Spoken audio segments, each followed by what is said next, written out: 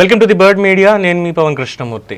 Andhra Pradesh deputy speaker ఉండి శాసనసభ్యులు కనుమూరి రఘురామకృష్ణరాజు గారు ఉరఫ్ RRR ఆయన మీద గతంలో అంటే వైఎస్ఆర్సీపీ ప్రభుత్వ హయాంలో నమోదైనటువంటి ఒక కేసులో సుప్రీంకోర్టులో యూటర్న్ ప్రస్తుతం సంచలనాత్మకం అవుతోంది. ఏంటి అనేది కేసు చూస్తే గతంలో రఘురామకృష్ణరాజు గారి ఇంటి దగ్గర రెక్కీ నిర్వహిస్తున్నారు అంటూ ఒక వ్యక్తిని అదుపులోకి తీసుకొని పోలీసులకు అప్పగించడం గచ్చిబౌలిలో జరిగినటువంటి దాంట్లో ఆ రోజు ఉన్నటువంటి దాని మీద ఇలాగ నన్ను తీసుకెళ్ళి రఘురామకృష్ణరాజు కుమారుడు ఆయన సిబ్బంది వీళ్ళందరూ కూడా దాడి చేశారు అంటూ ఏపీ ఇంటెలిజెన్స్ పోలీస్ ఫరూక్ బాషా ఫిర్యాదుకి కేసు అయితే అప్పట్లో నమోదు చేశారు. అయితే దీని మీద ప్రతిగా కేసు పెట్టడానికి రఘురామకృష్ణరాజు వెళ్ళినప్పుడు ఆ కేసుని తీసుకోకుండా దీనికి సంబంధించే పెట్టుకోవడం జరిగింది. అలాగే రఘురామకృష్ణరాజు కుమారుడు భరత్, అలాగే PA శాస్త్రి, ఇద్దరు CRPF సిబ్బంది వీళ్ళ మీద కూడా అప్పట్లో కేసు నమోదు చేయడం జరిగింది. A1 గా Raghuramakrishnaraju, A2 Bharat, A3 CRPF ASI, A4 constable Sandeep, A5 PA Sastry వీళ్ళందరినీ కూడా చేర్పించారు.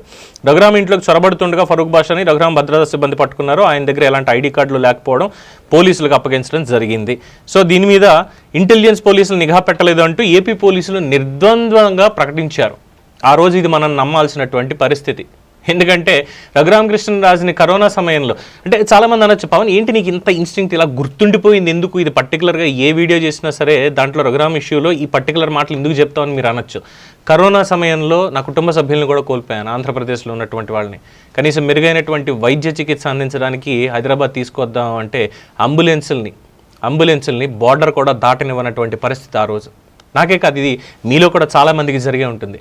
అటువంటి సమయంలో కేంద్రం కల్పించినటువంటి Y కేటగిరీ భద్రతతో గచ్చిబౌలిలో ఉన్నటువంటి తన నివాసంలో ఉన్న రఘురామకృష్ణరాజు ఇంటికి ఆయన పుట్టినరోజు నాడు మే 14 రోజున ఆయన ఇంటికి ఆంధ్రప్రదేశ్ నుంచి పోలీసులు ఏ జీపుల్లో వచ్చారో ఎలా వచ్చారో మనకు తెలియదు. పర్మిషన్లు అంబులెన్స్కి కూడా లేనటువంటి పర్మిషన్ పోలీసులకు ఏ విధంగా ఉందో తెలియదు. అక్కడ ఏ న్యాయమూర్తి ముందు ఆయన హాజరుపరిచారో, లేదంటే ఈ ట్రాన్సిట్ వారెంట్ ఏదైతే ఉంటుందో అసలు ఏ గచ్చిబౌలి పోలీస్ స్టేషన్లో ముందు అసలు పర్మిషన్ తీసుకున్నారో లేదో ఈ క్షణానికి ఈ నిమిషానికి కూడా ఎక్కడ డాక్యుమెంట్ అనేది ఎవిడెన్స్ అనేది లేనే లేదు, కనీసం కోర్టులో కూడా. ఎందుకు ఈ మాట అంటున్నానంటే గతంలో ఇలాగే నా సాటి జర్నలిస్ట్, నా సీనియర్ శివప్రసాద్ గారిని ఇలాగే ఆంధ్రప్రదేశ్ పోలీసులు ఒక కేసులో అరెస్ట్ చేసి తీసుకెళ్లారు. ఇంట్లో వాళ్ళకి కూడా చెప్పలేదు. అది కోర్టుకి తెలిసి కోర్టు సుమోటోగా తీసుకుంది. జర్నలిస్ట్ని ఇలా తీసుకెళ్తారా, అసలు ఎవరిచ్చారు మీకు పర్మిషన్ అని చెప్పి కోర్టు సుమోటోగా తీసుకుంటే తర్వాత అఫిడవిట్లన్నీ ఇచ్చి లేదు సార్ ఇలా మామూలుగా ఒక చిన్నపాటి ఎంక్వైరీకి తీసుకెళ్ళని తప్పితే అరెస్ట్ కాదు ఇది కాదని చెప్పి తర్వాత వాళ్ళు చెప్పుకొచ్చారు. బట్ రఘురామకృష్ణరాజు కేసులో అది కూడా లేదు. తర్వాత కస్టోడియల్ టార్చర్ చేసి చంపేయడానికి కూడా ప్రయత్నించారు అనేది అందరికీ తెలిసినటువంటి విషయమే. ఆ ఉదంతం తర్వాత 2022లో ఈ విధంగా ఆయన అరెస్ట్ చేసి ఇప్పుడు జూలై 4 ఆ ప్రాంతంలో జరిగినటువంటిది 2022 సంవత్సరంలో జరిగినటువంటి సంఘటన. ఆయన ఇంటి దగ్గర రెక్కీ నిర్వహిస్తూ ఉంటే ఫరూక్ బాషా అనేటువంటి ఇంటెలిజెన్స్ కానిస్టేబుల్ ఆయన మీద ఇది జూన్లో జరిగింది, 2022 జూన్లో జరిగింది. అరెస్ట్ చేసి పోలీసులకు అప్పగిస్తే సుప్రీంకోర్టుకి సంబంధించి డీటెయిల్స్ వెళ్ళాయి. హైకోర్టులో దీని మీద ఇలా నా మీద ఇంటెలిజెన్స్ వాళ్ళు ఇలా చేశారు, కుట్ర పన్నుతున్నారు మమ్మల్ని కిడ్నాప్ చేయడానికి అని అంటే హైకోర్టు దాని మీద స్పందించలేదు. సరే సుప్రీంకోర్టుకి వెళ్ళిన తర్వాత పూర్తి డీటెయిల్స్ ఇవ్వమని చెప్పింది. ఈ రోజు జరిగినటువంటిది అంటే ఇప్పుడు దీనికి సంబంధం ఉన్నటువంటిది ఏంటంటే సదరు ఇంటెలిజెన్స్ కానిస్టేబుల్ ఎవరైతే ఉన్నారో ఫరూక్ బాషా, నేను ఇక ఈ రఘురామకృష్ణరాజు గారి మీద ఏదైతే కేసు ఉందో దాన్ని నేను ముందుకి కొనసాగించలేను, నాకు తీసుకెళ్లేటువంటి ఉద్దేశం లేదు అని చెప్పి సుప్రీంకోర్టుకి విషయాన్ని తెలియజేశారు. ఈ విషయాన్ని ఫరూక్ తరఫు న్యాయవాది సుప్రీంకోర్టు ధర్మాసనం ఎదుట చెప్పడం అనేది జరిగింది. అయితే దీన్ని అఫిడవిట్ రూపంలో సుప్రీంకోర్టుకు సమర్పించాలి అంటూ ఆదేశించి విచారణని మనొక 2 వారాలకి వాయిదా వేసింది.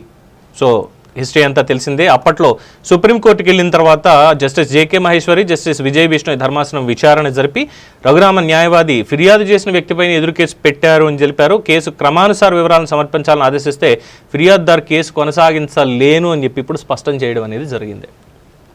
దాని వెనకాల అంత స్టోరీ ఉంది. సో ఇలాంటివి ఇంకా కేసులు ఉన్నాయి.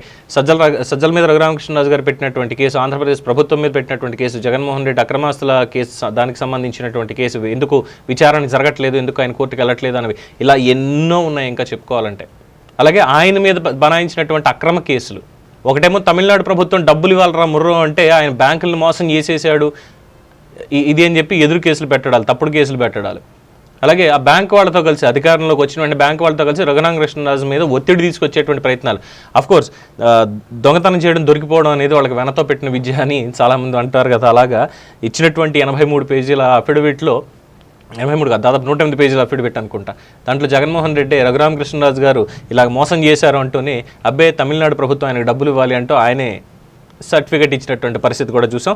సో అలాగే ఇందులో కూడా ప్రస్తుతానికి ఈ ఇంటెలిజెన్స్ కానిస్టేబుల్ ఫరూక్ బాషా ఈ కేసును ఉపసంహరించుకున్నట్టుగా మనకి తెలుస్తున్నటువంటి అంశం. ఇది అంటున్నటువంటి బ్రేకింగ్ సమాచారం. దీని మీద మీ అభిప్రాయాన్ని కామెంట్స్ రూపంలో తెలియజేయండి. For more updates keep watching the bird media. ఈ వీడియో కనుక మీకు నచ్చినట్టయితే లైక్ చేయండి, షేర్ చేయండి, సబ్స్క్రైబ్ చేయండి. అలాగే పక్కనే ఉన్న బెల్ ఐకాన్ని క్లిక్ చేయండి.